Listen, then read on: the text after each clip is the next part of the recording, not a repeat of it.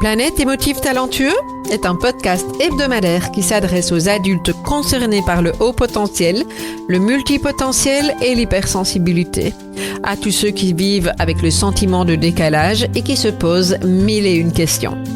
Vous découvrirez des clés pour vivre pleinement votre singularité de façon authentique par le biais d'entrevues avec des experts du haut potentiel et de l'hypersensibilité, des témoignages ainsi que des épisodes solo relatant de nombreux conseils dans le domaine.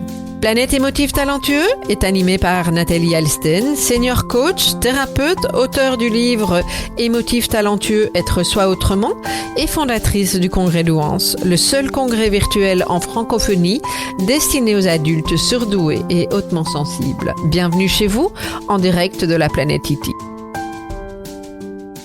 Bonjour chers émotifs talentueux, je suis très heureuse de vous retrouver aujourd'hui pour un nouvel épisode de ce podcast Planète émotif talentueux et plus spécifiquement sur la thématique du syndrome de l'imposteur. Syndrome de l'imposteur qui est un sujet dont on parle assez souvent dans notre communauté de haut potentiel.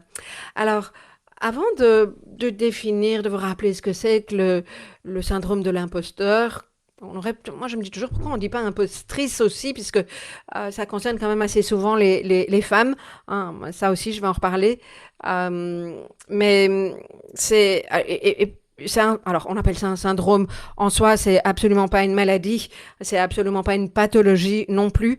Quand on parle de syndrome, c'est juste cette façon de se sentir comme étant un imposteur. Hein. Et ça, c'est quelque chose qui m'a concernée et m'a suivie pendant des années.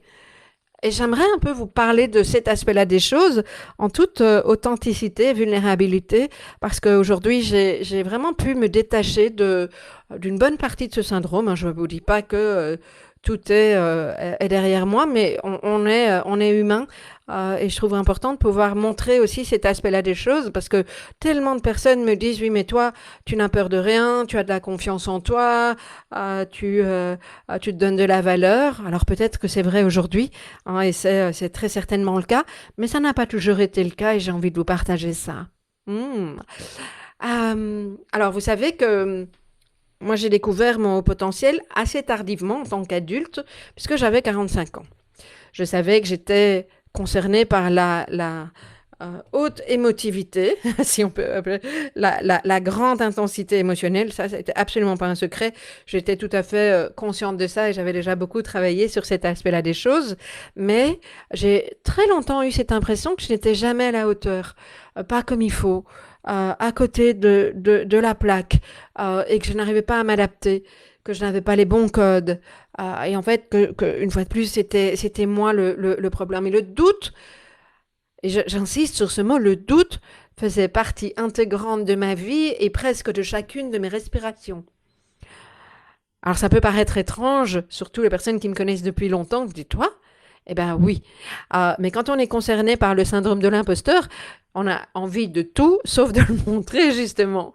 Et c'est pour ça que je le partage. C'est pour ça que je le partage parce que je trouve ça tellement important de pouvoir montrer aussi la vulnérabilité par rapport à laquelle on a pu situer, par laquelle on est passé, que peu de personnes le font. Et moi, j'ai vraiment envie de vous partager ça.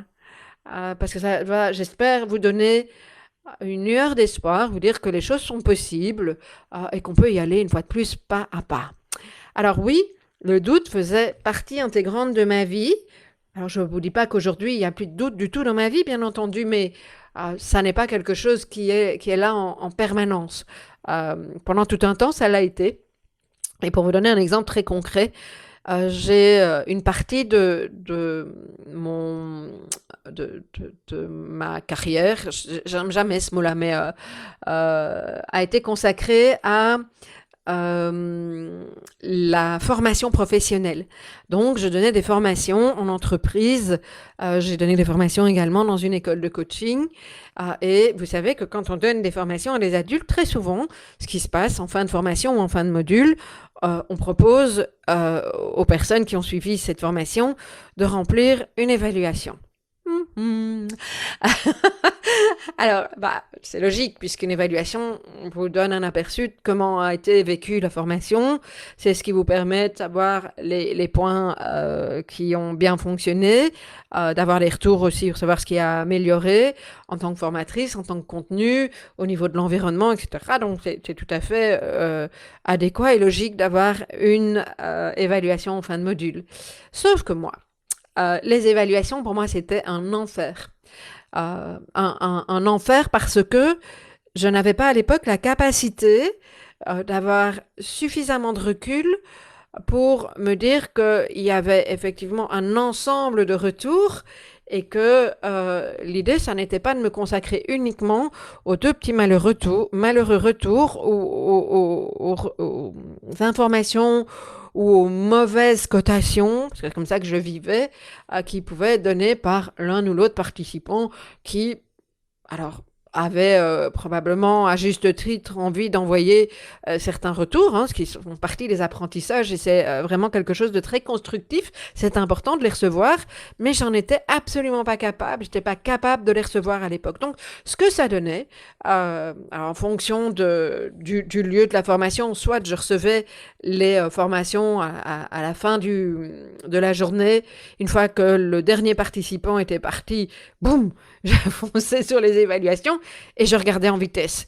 Et en fait, vous savez ce que je faisais? Je n'étais pas capable, je ne sais pas, admettons que en général, c'était 12 ou 15 participants. Alors, admettons 15 évaluations. Il y en avait peut-être une, voire deux qui étaient moins bonnes. Je ne voyais pas les 13 autres. Je ne voyais que ce qui était pas top, pas à la hauteur, pas dans mes standards. Et mes standards à l'époque, c'était vraiment le mont Everest, donc pratiquement inatteignable.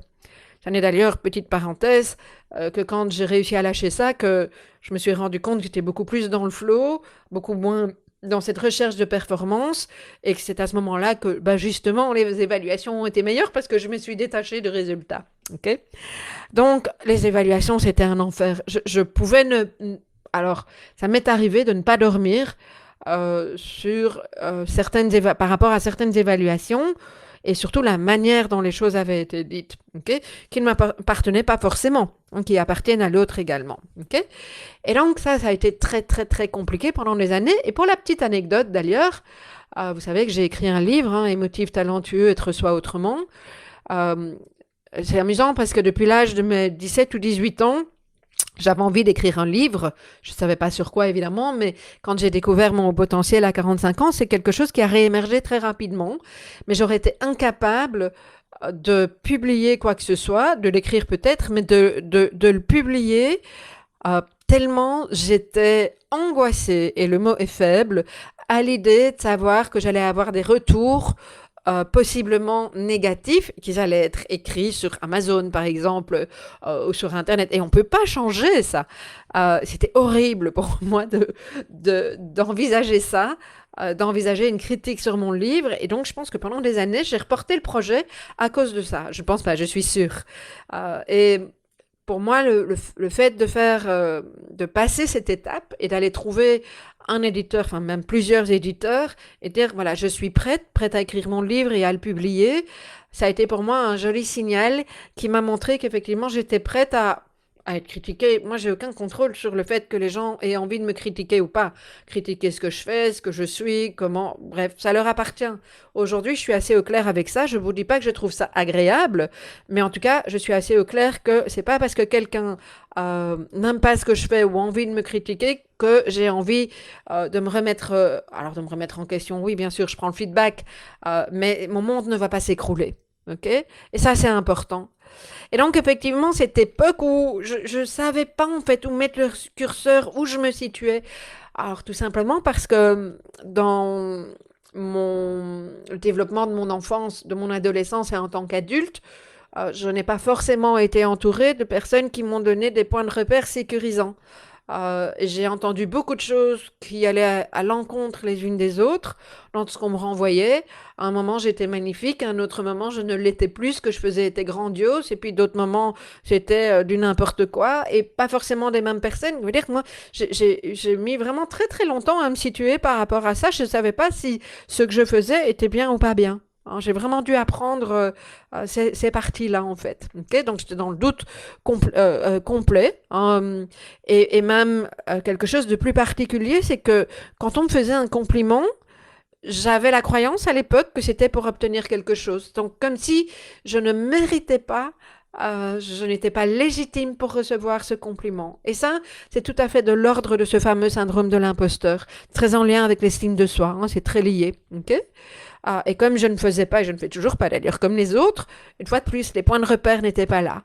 Ok. Et vous savez, j'ai souvent dit ça, et je l'ai souvent non seulement dit, mais pensé, jusqu'à ce que je découvre mon haut potentiel.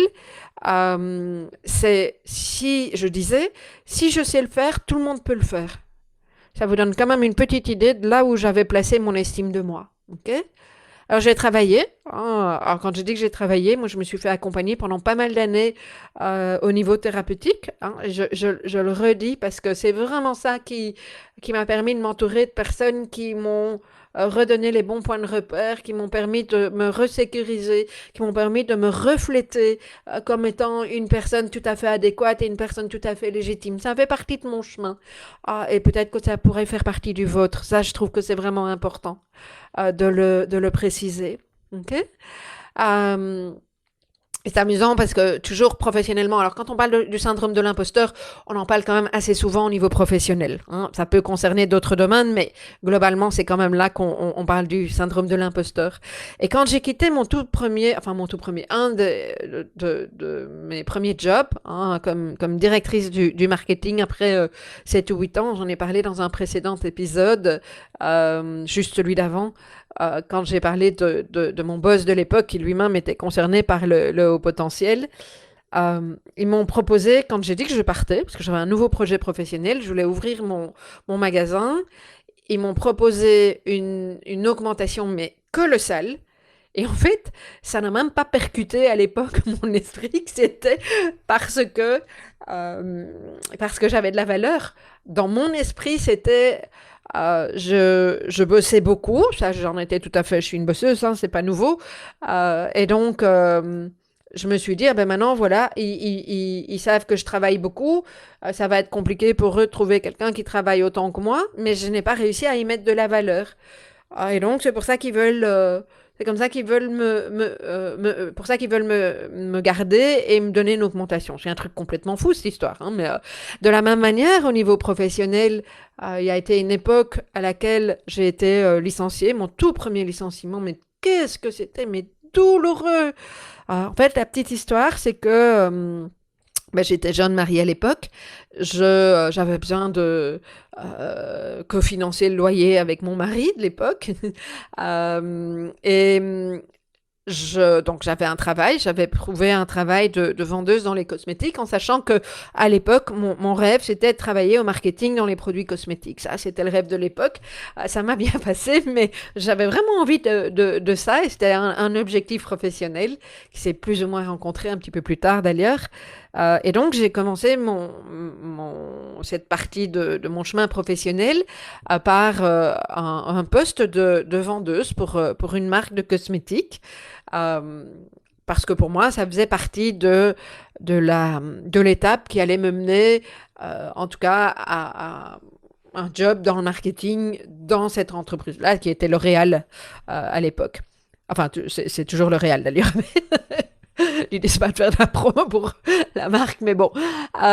Et donc, ce qui s'est passé, c'est que la responsable de cette marque dans le magasin où je travaillais était quelqu'un d'excessivement exigeant et beaucoup de vendeuses partaient parce qu'elles s'entendaient pas avec elle. Je trouve que moi, j'ai super cliqué avec elle et elle m'adorait.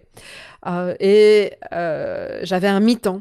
Et donc, j'avais demandé à ma responsable, donc la dame qui m'employait, de faire un stage au niveau marketing parce que bah, moi, je m'ennuyais mi-temps, vous pensez, de trucs. Et je lui ai vraiment montré ma volonté d'aller plus loin, d'avancer dans le marketing.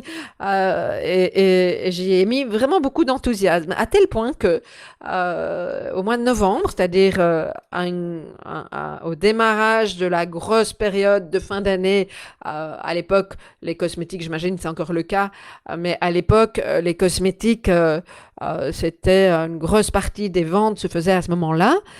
Et donc, elle, sa crainte, c'était que je m'en aille. Et en fait, aujourd'hui, je me rends compte que cette dame, elle a vraiment vu mon potentiel et qu'elle me faisait confiance pour trouver un nouveau travail, pour trouver quelque chose qui soit adéquat pour moi.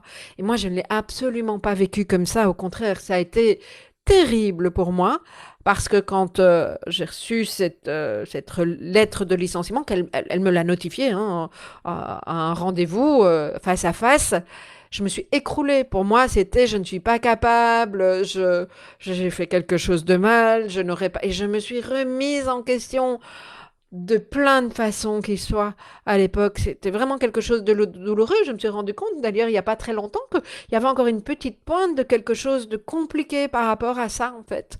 Ça fait pas si longtemps que je me suis remémorée de cet événement en me disant, mais oui, mais c'est dingue, elle avait vu mon potentiel.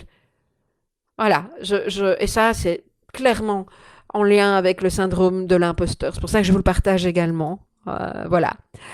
Et donc, vous me direz, mais l'estime de soi, comment ça il s'est transformé? Bah, une fois de plus, hein, sur un travail sur moi. J'ai eu la chance de rencontrer beaucoup de personnes qui m'ont valorisé, qui m'ont accompagné de la bonne manière, qui m'ont montré, m'ont reflété toute une série de choses. Et ça, c'est quand même très, très important.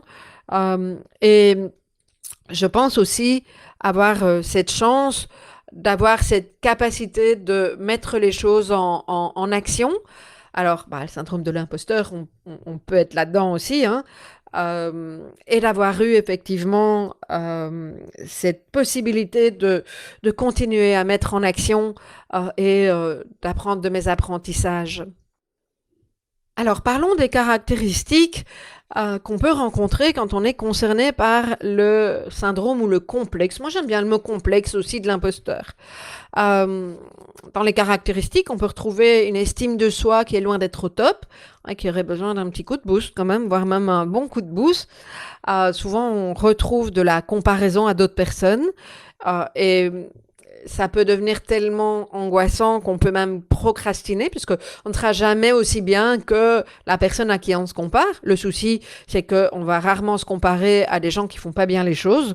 On va avoir au contraire tendance à aller se comparer à des ultra experts et encore on le fait individuellement dans différents domaines. Donc forcément, c'est compliqué d'y arriver hein, et donc c'est presque paralysant. On a du mal à oser montrer tel que nous sommes puisqu'on pense qu'on n'est pas adéquat, à lancer, à développer une activité, un projet, etc. Ou si on le fait, on va le faire toujours en se disant que on a eu de la chance et que la chance va nous lâcher à un moment ou un autre. Okay. On peut très très souvent se retrouver en tant que bourreau de travail, bourreau de connaissances aussi, hein, un chercheur de connaissances. Alors ça, c'est quand même très souvent le cas dans notre communauté, mais on a l'impression qu'on n'a pas accès à la réussite. C'est jamais assez bien. On veut toujours aller un pas plus loin. On n'est jamais satisfait de ce qu'on fait, même si l'extérieur nous renvoie que c'était magnifique, etc. Une fois de plus, hein, c'est comme cet exercice, cet exemple que je vous ai donné avec les évaluations. Ben, il y a ce petit quelque chose là qui fait que on pense qu'on va pas y arriver. On a peur d'être démasqué quand on est dans le syndrome de l'imposteur parce qu'on a un tel regard critique sur nous-mêmes que on n'imagine même pas une fois de plus qu'on est légitime. On peut être tellement perfectionniste qu'il nous arrive de passer des heures sur un dossier, sur une offre si on est concerné par le travail autonome et c'est épuisant parce qu'on n'a jamais fini, c'est tous ces petits détails qui nous emmènent même parfois dans le burn-out, hein. Je pense que une série de personnes concernées par le syndrome de l'imposteur sont des bons candidats au burn-out. Et alors petit clin d'œil, c'est aussi quelque chose qui m'a longuement suivi, se faire payer, mais qu'est-ce que c'est compliqué, ok? Alors, il y a non seulement, vous savez que j'ai travaillé avec des personnes qui, concernées par le haut potentiel, à leur propre compte, qui me disent, je n'ose même pas, parfois, si le client ne me paye pas directement, parfois je n'ose même pas réclamer. Alors, des gens qui m'expliquent que ils n'osent même pas envoyer leur facture parce que ils ont l'impression que leur prestation n'est pas à la hauteur et donc c'est compliqué d'envoyer la facture pour eux, quoi. Ça ne veut pas dire qu'ils ne l'envoient pas, mais ça fait plusieurs fois que j'entends ce genre de difficultés. Okay, je ne sais pas si ça vous parle. Alors, je ne vous ai pas direct en face de moi, mais j'aimerais bien pour que vous me fassiez un petit signe. Alors faites-le énergétiquement, peut-être que je sentirai le signe pour me dire oui, oui. Ou bien, ce que vous pouvez faire aussi, c'est, on parle beaucoup du syndrome de l'imposteur dans mon groupe Facebook, Regard pluriel sur le haut potentiel émotif talentueux. N'hésitez pas à laisser un commentaire, à nous partager comment vous avez vécu ce syndrome de l'imposteur, si vous osez, parce que c'est souvent une des difficultés, mais vous verrez dans le groupe, il y a plein de personnes qui partagent avec humilité et vulnérabilité et authenticité ce syndrome, parce que on n'est pas tout seul, et ça c'est vraiment important. Ok? Donc, si on devait résumer ce que c'est que le syndrome de l'imposteur, moi j'aime bien le dire en anglais parce que ça me parle, ça fait écho, ça me fait vibrer, donc je vous le partage. C'est I am not enough. Donc je ne suis pas assez. La première fois que j'ai entendu ça, ça a vraiment percuté. Et donc, c'est vraiment cette impression de ne jamais être à la hauteur, de douter de soi en permanence. C'est un sentiment dont on pense que... Alors, on pense pas. Il y a des études, je vais vous parler d'une étude, qu'il touche plus particulièrement les femmes, plus que les hommes. Ça ne veut pas dire que les hommes ne sont pas concernés, bien entendu.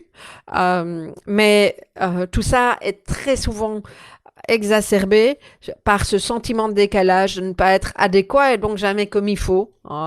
Et donc, c'est ça qui fait qu'on recherche d'être à la hauteur. Ok. Alors, une personne qui vit le complexe de l'imposteur, nous, vu de l'extérieur, on voit les bonnes notes au cours, les diplômes, une carrière qui évolue bien, une réussite malgré un mauvais départ à l'école, des belles prestations. Donc nous, c'est ce qu'on voit d'une personne qui peut être concernée, où les gens voient de nous, de l'extérieur. Par contre, la personne qui elle-même est concernée par le syndrome de l'imposteur ne s'attribue pas du tout cette réussite. Elle attribue cette réussite à des facteurs extérieurs, jamais à elle. Ça, c'est vraiment quelque chose d'important. Et donc, la personne va nous dire, par exemple, que elle a eu de la chance, que elle a été aidée, que ça n'était pas si compliqué, que ça n'était pas dur, que c'était même facile. Et elle va justifier par rapport à des éléments extérieurs sans reconnaître qu'elle a quand même une grosse part de responsabilité là-dedans, que c'est bien elle qui a fait émerger tout ça. Et donc, incapable d'attribuer, ou pas tout à fait capable, parce que c'est pas blanc ou noir cette histoire-là, incapable ou pas encore capable d'attribuer sa réussite à son seul mérite. Donc, pas capable de se dire qu'on mérite, et on remet ça sur la chance, un réseau de sympathie aussi, ou qu'on a bénéficié d'une erreur, etc., quoi. C'est vraiment ça, le syndrome de l'imposteur. Et donc, on parle souvent du fait de ne pas se sentir légitime. Et qu'est-ce que ça donne? On va refaire des formations, encore plus de préparation, en pensant que c'est tout ça qui va nous montrer, ou en tout cas faire qu'on va être à la hauteur. Et on met la barre tellement haut on ne se sent jamais à la hauteur. Okay? Tant qu'on ne remplit pas son réservoir d'amour intérieur, de valeur intérieure, si on va chercher le curseur à l'extérieur, ça ne peut pas marcher. Okay? Et moi, j'aime bien dire que une façon de changer notre regard sur nous, c'est d'accueillir le fait d'arrêter de faire plus et de nous accepter comme étant une personne parfaitement imparfaite. Alors, je sais que ça fait bondir toute une série de personnes, mais moi, j'aime bien ce parfaitement imparfaite parce que, voilà, je m'assume, tout le monde est parfaitement imparfait. Et ça, c'est tellement important. Alors, je précise un point parce que parfois les gens confondent ce que n'est pas le syndrome de l'imposteur. Ce sont les personnes qui se croient bonnes, excellentes dans quelque chose et qui ne se remettent pas en question. Ça, c'est autre chose que du complexe de l'imposteur. Alors, il peut peut-être y avoir une origine similaire, mais ça ne se traduit pas de la même manière, ok? Euh, voilà. Ok. Alors, justement, quand je parlais du syndrome de l'imposteur qui toucherait plus de femmes, il y a une étude qui a été publiée par l'université Cornell aux États-Unis en 2018 et en fait qui met en avant que les hommes vont plutôt avoir tendance à surestimer leurs capacités et leurs performances, quand par contre les femmes vont plutôt avoir tendance à les sous-estimer. Moi, ça ne m'a pas surprise de lire ça, malheureusement, mais c'est quand même ce que je constate assez souvent. D'ailleurs, les femmes sont très... alors, on sait que ça change maintenant, mais moi, parfois, quand je donne des conférences, je vois qu'il y a quand même plus souvent, quand il y a des conférences sur le leadership, sur des choses inspirationnelles, on voit quand même qu'il y a plus souvent des hommes sur scène que les femmes. Même chose dans les magazines. Il y a encore une bonne place aux hommes et pas forcément aux femmes. Je pense que pour certaines femmes qui sont concernées par ce syndrome de l'imposteur, briller, c'est excessivement confrontant pour elles. Alors, qu'est-ce qu'on peut dire sur tout ça? Sur différentes sphères, voilà. Ce que j'ai envie de dire sur les sphères concernées, je l'ai dit tout à l'heure, hein, c'est quand même plus souvent au travail, on se compare, on se cache, on se dit qu'on n'est jamais à la hauteur. Et ce que ça peut donner aussi, c'est que ce sont les autres qui ont les pronos, voire qui piquent vos idées. En l'occurrence, parce que on donne pas suffisamment de valeur à nos idées et donc on les protège pas suffisamment. Alors, loin de moi l'idée de te dire qu'il faut protéger tout et tout cadenasser, c'est pas ça. Mais on n'est pas toujours vigilant quand on est connecté au syndrome de l'imposteur. Être mis en concurrence, ça peut être insoutenable pour certaines personnes parce que c'est être vu dans le côté que nous estimons défaut, pas parfait, cet écart avec la perfection. Et on imagine mal le fait d'être vu dans ce que nous faisons bien, dans ce que nous sommes, dans la valeur que nous avons. Ok? Et parfois, j'entends des personnes qui me disent que les autres osent, mais qu'elles ne sont pas faites pour ça. C'est plus féminin, hein, une fois de plus, quoi. Alors, on pourrait parler du syndrome de l'imposteur au niveau relationnel. On en parle moins souvent parce que voilà, une fois de plus, c'est une notion qui est plus souvent mise en avant au niveau du professionnel. Mais une fois de plus, on pourrait très bien ramener le syndrome de l'imposteur à l'estime de soi. Hein, c'est comment on se regarde et partir du principe que effectivement, ça peut se retrouver au niveau relationnel, familial, amical, amoureux également. Ok? Alors, ce qui me semble assez important ici, c'est de mettre en avant la notion du regard, du regard sur soi, qui est lié à notre estime de soi, et de faire la différence avec la confiance en soi. Hein, je trouve que c'est un petit point que j'ai envie de mettre en avant parce que c'est important. L'estime de soi, une fois de plus, c'est la façon dont nous nous regardons, dont nous nous estimons, et ça relève de ce que nous sommes, hein, donc de l'être. Nous pensons que nous sommes légitimes ou pas, que nous sommes doués ou pas, que nous sommes à la hauteur ou pas. Ça, c'est vraiment une question de regard, d'estime de soi.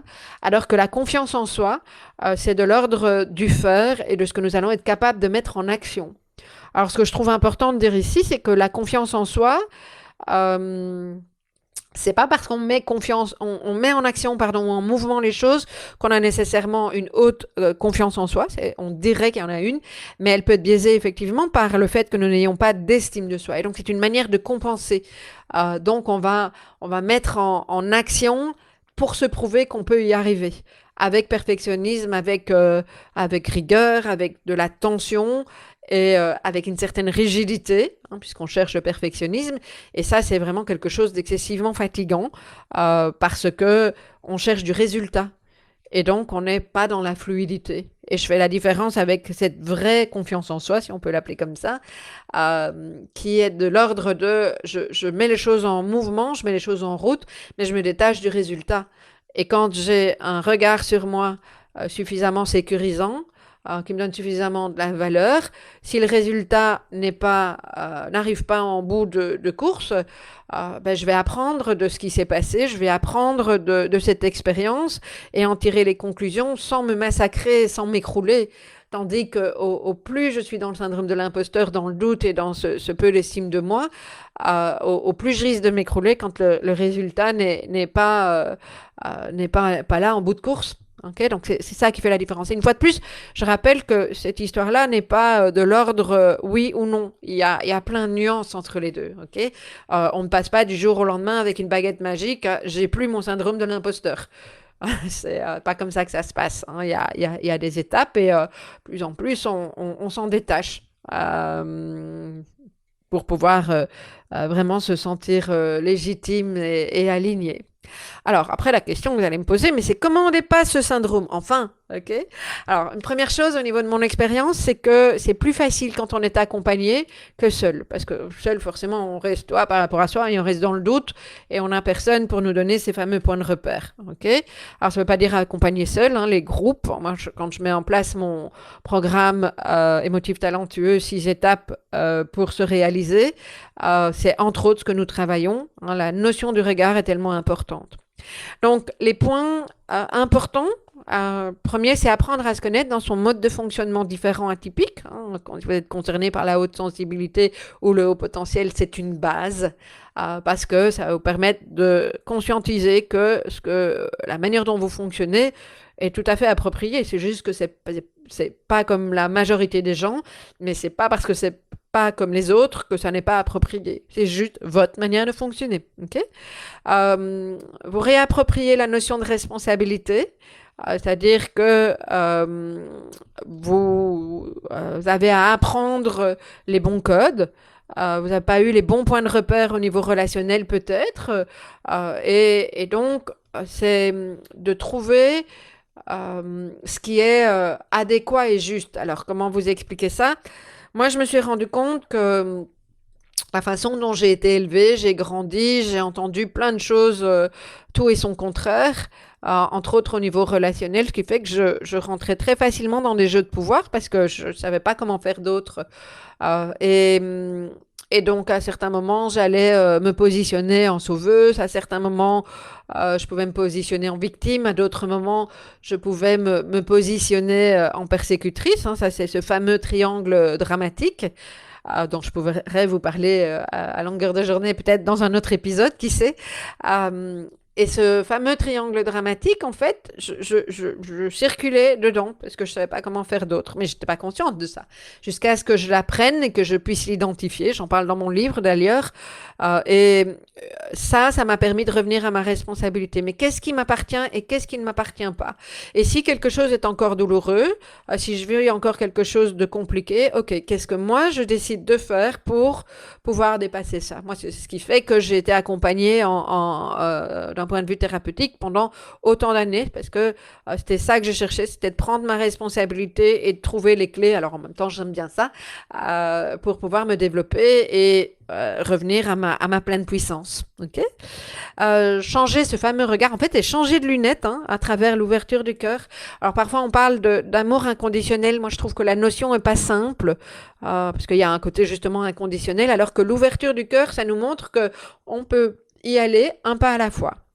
Et donc de s'accorder de la valeur, une fois de plus, petite goutte par petite goutte. On n'est pas pressé. Je préfère y aller tout doux, mais avec sécurité pour y arriver. Sortir du perfectionnisme, c'est-à-dire diminuer le contrôle sur soi, parce que ça, c'est épuisant, ça nous empêche de pétiller.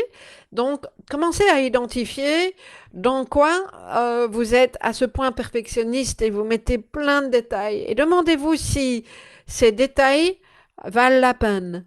Alors, on est bien d'accord qu'il y a des moments où les détails peuvent changer pas mal de choses, mais demandez-vous si vous pouvez lâcher à un moment ou à un autre. Ça me fait penser, quand je vous raconte ça, une personne que j'ai accompagnée pendant quelques temps, c'est très chouette. Elle était très très concernée par ce perfectionnisme. C'est d'ailleurs quelqu'un qui a fait un burn-out. Et chez elle disait que ça devait être bien rangé, etc. Et en fait, elle mesurait combien c'était compliqué avec ses enfants qui étaient en bas âge, parce qu'elle disait, il y a pas de fun. Et je lui avais demandé, mais qu'est-ce que tu ferais si tu avais du fun? Et je ne sais plus comment elle a sorti, ah, on ferait des jeux avec de la pâtisserie, mais on ferait des gâteaux, on ferait du bricolage. Et j'ai dit, pourquoi tu le fais pas? Elle me dit, mais parce que la maison va pas être bien rangée, ça va être sale. Et alors? Et en fait, c'est amusant parce que quand je lui ai dit, et alors, elle m'a regardé, et je sais pas, ça devait être le bon moment, elle m'a dit, bah ouais.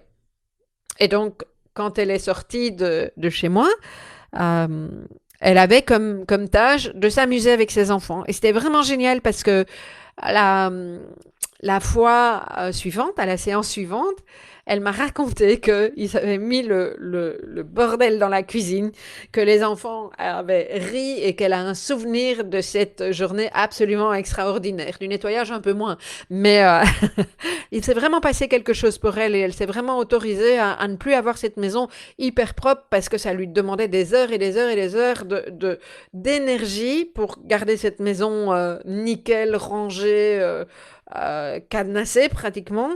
Et en fait, cette énergie, elle la mettait pas au service de la bonne humeur avec ses enfants. Et ça a vraiment révélé quelque chose d'important pour elle. Donc, je vous partage ça parce que perfectionnisme, c'est quand même quelque chose qui peut être minant. J'en ai parlé tout à l'heure, hein, s'entourer de personnes inspirantes, surtout si elles vous accueillent tel que vous êtes, même si vous voyez que vos défauts, elles n'en ont absolument rien à faire de vos défauts. C'est ces personnes-là avec qui je vous invite à échanger, à apprendre à accueillir les compliments sans justifier quoi que ce soit. Oh, que c'est dur quand on a le syndrome de l'imposteur. Et pourtant, faites-vous vraiment un nœud dans la bouche, hein? Forcez-vous. Attendez 5 minutes avant de dire quoi que ce soit. Même une minute, c'est compliqué, mais c'est un bel exercice. Hein, s'il y a peut-être une chose que je vous invite à retenir comme et un exercice à faire, mais faites celui-là. Analysez aussi votre comportement au travail. Euh, donc, je sais pas, vous travaillez sur un dossier ou vous clôturez une tâche, etc. Ou en fin de journée. Euh, Quand on est dans le syndrome de l'imposteur, très souvent, on a tendance, comme je l'ai déjà expliqué, à faire la liste de tout ce qu'on n'a pas bien fait, à améliorer, à aller encore plus loin, encore mieux. Alors, c'est sûr que ça donne des avantages. Hein. Moi, mon ancien syndrome de l'imposteur fait que je suis quand même toujours une bonne perfectionniste, simplement que j'arrive à lâcher aujourd'hui une série de choses qui n'ont plus d'importance. Mon perfectionnisme, transformé aujourd'hui, transmuté sur une base beaucoup plus sécure, euh, donne que j'aime bien transmettre des choses avec des détails et que par exemple quand je fais un congrès douance, on va assez loin dans le travail au niveau des détails et dans le professionnalisme, ok? Mais il y a un équilibre qui est là-dedans, ok?